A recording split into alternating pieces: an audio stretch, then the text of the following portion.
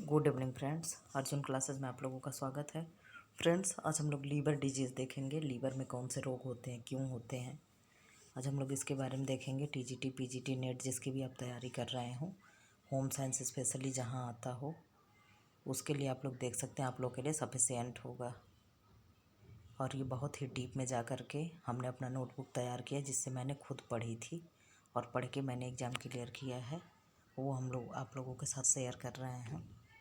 यकृत के रोगग्रस्त होने के बाद प्रकट होने वाले सर्वप्रथम लक्षण क्या हैं? पीलिया। सबसे पहले पीलिया होता है। वायरल हेपेटाइटिस पीलिया है, वायरस संक्रमण से होता है। पित्त नली में बाधा उत्पन्न होने पर पीत रस पाचन संस्थान नहीं पहुंचकर सीधे रक्त में पहुंच जाता है, तो इसको क्या कहते हैं? इसको क्या कहते हैं? ओबेसेक्टिव पीलिया कहते हैं। विषाक्त पदार्थ के सेवन से जब यकृत कोशिकाएं निष्क्रिय हो जाती हैं, तो इस पीलिया को हेपेटोसेलुलर हेपेटाइटिस कहते हैं। देखिए कितने प्रकार के पीलिया हो रही है। ऐसे हम लोग एक नाम जान जाते हैं, बस पीलिया हो गया। क्या कह रहा? जब पित्त नली में बाधा उत्पन्न होती है और पित्त रस पाचन संस्थान में नहीं पहुंचकर सीधे अगर रक्त में जाता है, तो उसे कौन सा पीलिया कहते हैं? ओबेसेक्टिव पीलिया। तो उसको क्या कहते हैं? ओबेसेक्टिव पीलिया। और विषाक्त पदार्थ से सेवन से जब यकृत कोशिकाएं निष्क्रिय हो जाती हैं, तो इस पीलिया को क्या कहते हैं? Hepatocellular hepatitis.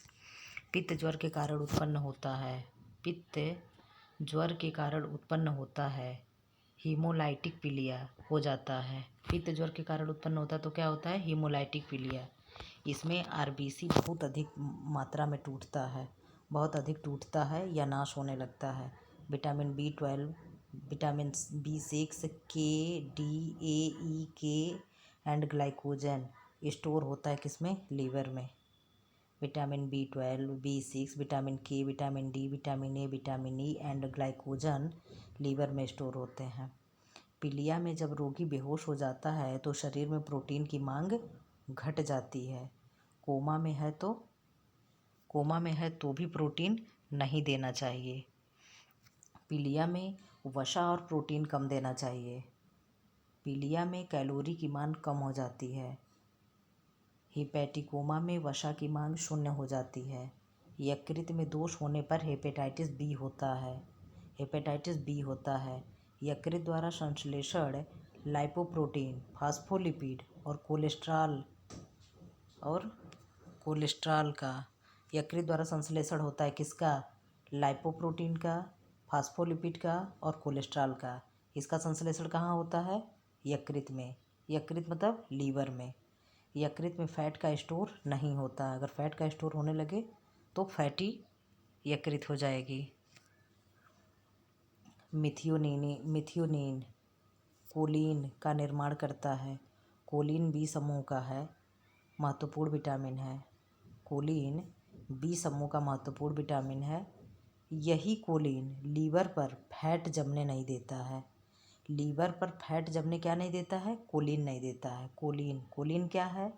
बी समूह का, विटामिन बी समूह का एक महत्वपूर्ण विटामिन है।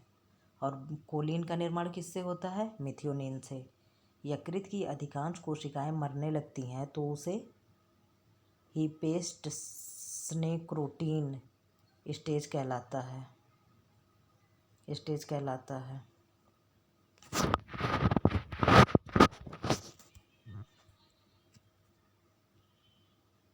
क्या दे रहा है? के कारण शरीर में